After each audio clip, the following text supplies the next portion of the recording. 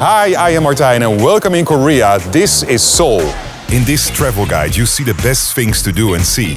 With beautiful palaces and temples, a serene secret garden, to unique and old markets, great viewing points, to everything in between. Let's start the Seoul Travel Guide with the Gyeongbokgung. It's the largest of 5 grand palaces built by the Joseon dynasty in the late 14th century. It was Korea's longest-lasting dynasty, shaping its culture, governance and identity. Despite external invasions and internal strife, it laid the foundation for modern Korean traditions and values. It features beautiful Korean architecture and there are different buildings, lush gardens, and when you are lucky, you can see the changing of the guards daily. When you arrive in traditional clothes, it's called hanbul, you can enter the park for free. Otherwise, you have to pay €3. On the palace grounds, you will also find a National Palace Museum and a National Folk Museum. Both museums offer a deeper insight in Korean history and culture, and you can visit it completely free of charge. Behind the palace, the Blue House is located. It formerly served as the office and official residence of the President of South Korea. In 2022, the president moved out and opened it to the public. The name Blue House comes from its distinctive blue-tiled roof. The complex is free to visit and you can make a reservation in advance to skip the line, and you can use the link in the description under this video. In a moment I will show you a cool district which is famous for a popular song you definitely know, modern architecture and an old, well-preserved village. But first, a building you can see all over the city, and that's the Namsan Tower, also known as the Seoul Tower. It's located on top of the Namsan Hill, and over there you have a great view around the city. You can get here by hiking or a cable car, and the return ticket costs around €10. Hiking is popular during the spring cherry blossom season. As you can see, it's not now, it's normally at the beginning of April. One of the highlights is the Locks of Love fence, where couples attach padlocks as a symbol of their love. The observatory decks offer a breathtaking view around Seoul, and an adult ticket costs around €15. And welcome to the future. This is an architectural marvel in the city, the Dongdaemun Design Plaza. It was designed by Zaha Hadid, and inside you will find shops, restaurants and also some exhibitions. The building concept is metonymic landscape, blending the past, present and the future of this area. Its striking facade is composed of 45,000 aluminum panels, each uniquely shaped, giving it an ultra-modern and dynamic appearance. And 500 meters from this place you will find the Dongdaemun Market. It's well known for the fashion, textiles and the bustling nightlife. This place transforms into a vibrant culinary hub in the evening, offering a diverse array of traditional Korean street foods. While many vendors may not speak English, the universal language of food prevails.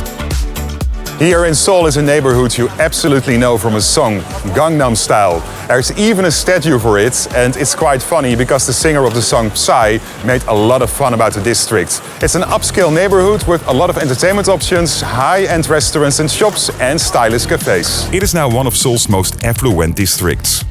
Until the 1970s, it was mostly farmland, dotted with rice paddies. Its transformation began with government-led development projects, turning it into a hub for commerce, luxury and innovation. The 1988 Seoul Olympics further accelerated its growth, established Gangnam as a symbol of modernity. One of the most visited places in Gangnam to take pictures is the Starfield Library. Opened in 2017, the library features towering bookshelves that stretch up to 13 meters, housing over 50,000 books and magazines. In a moment, I will take you to a serene secret garden, stroll through a bustling evening market full of life and flavor, and marvel at one of the tallest buildings on the planet. It's time to discover some Korean culture, and you can do that in Bukchon, Hanok. This is a well-preserved village with over 900 Hanok houses, and they have been standing here for over 600 years. These houses are crafted with natural materials like wood, stone and clay, designed for harmony with nature. The curved tiled roofs provide insulation, while underfloor heating keeps the interiors cozy during winters. My advice is to walk around and to take beautiful pictures with all the people around you, but always respect the privacy of the people who still live here, so it's not allowed to enter the village after 5 p.m. and before 10 a.m. and on Sundays. Otherwise you get a penalty from this sheriff, and you don't want it. Another palace you can visit is the Gyeongbokgung. It was built in 1405, and it is a prime example of traditional Korean palace architecture, emphasizing harmony with its natural surroundings. It served as a secondary palace for the Joseon dynasty, but it became a principal royal residence. Within the palace grounds, you will find the secret garden. It's a well-preserved, beautiful natural oasis. You can only visit the garden with a tour, and it's quite difficult to get tickets because they only release 100 tickets per tour, 50 online 6 days in advance and the other 50 on the day of the tour in the park. If you want to try to book tickets online, you can find a link to the official website in the text under this video.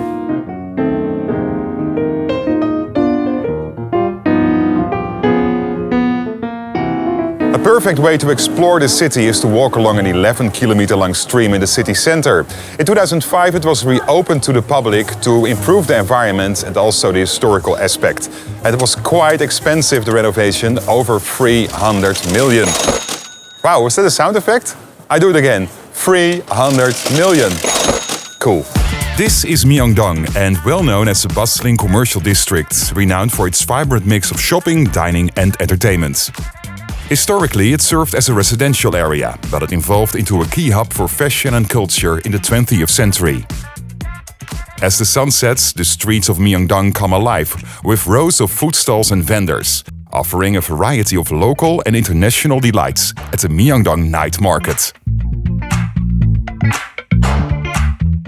In a moment, we will marvel at colorful temples, discover Korea's oldest permanent market, explore the finest museums, and stroll through the best green spaces. It's time to go sky high to the Lotte World Tower, and that's one of the highest buildings on the planet with 555 meters. Inside you will find a shopping mall, an aquarium, a theme park and also restaurants. But the most famous attraction is the observation deck on floor 117.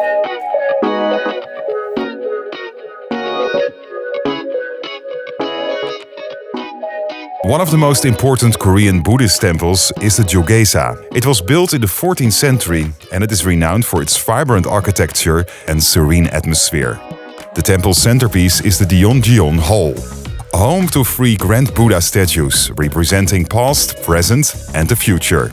If you want to dive deeper in the local food cuisine, my advice is to go to the first permanent market of whole Korea, the Gwangjang. The market began as a small trading center that brought in goods from nearby regions, including groceries, dried fish, traditional goods, and most important, it offers an authentic taste of Korean street food.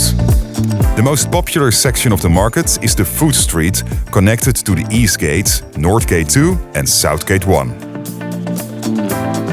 The War Memorial of Korea is a museum dedicated to Korea's conflicts, including the Korean War, which is technically still going on. The outdoor area showcases tanks, planes and ships, providing a hands-on experience of military technology. The memorial also honors those who give their lives for peace. Combining education and reflection, it's a powerful destination to learn more about Korea's struggles, sacrifices, and enduring hope for a peaceful future. On the other side of this park, you will find the largest museum of whole Korea, the National Museum of Korea. It's dedicated to history, art and culture, with a wide collection of artifacts and also contemporary art.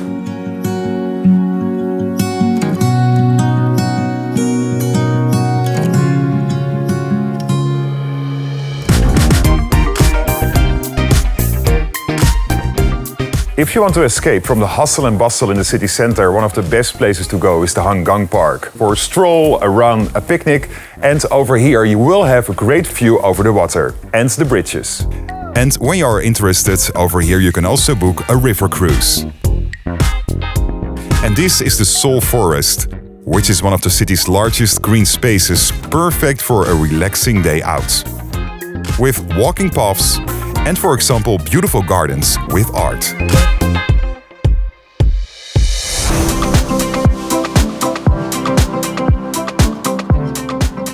A district which is worth a visit is Hongdae, especially in the evening. It's the youth district of Seoul, with live street performances, indie music and a lot of trendy boutiques. Hongdae emerged as a cultural and artistic hub thanks to the nearby Hongik University, one of South Korea's top institutions for fine art and design.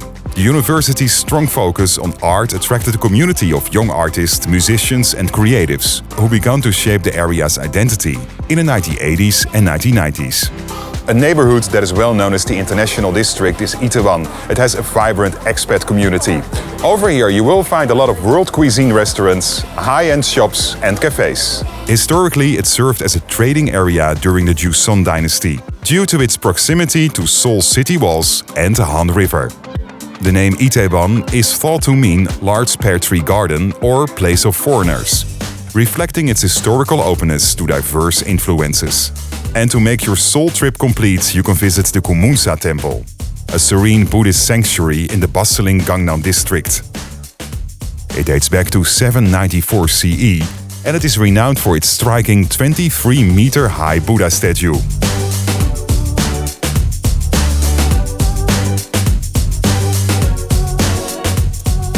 What's the best time to visit Seoul? I think between May and September. May and June can be warm, while July and August can be rainy.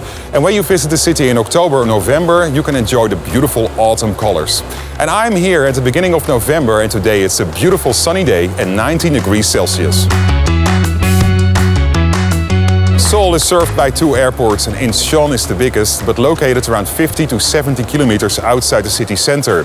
To travel to the city, you can use the train. The journey takes around 50 minutes and a ticket will set you back around €4. Of course, there is a bus service and you can grab a taxi. It's more expensive, between 30 and 60 euros.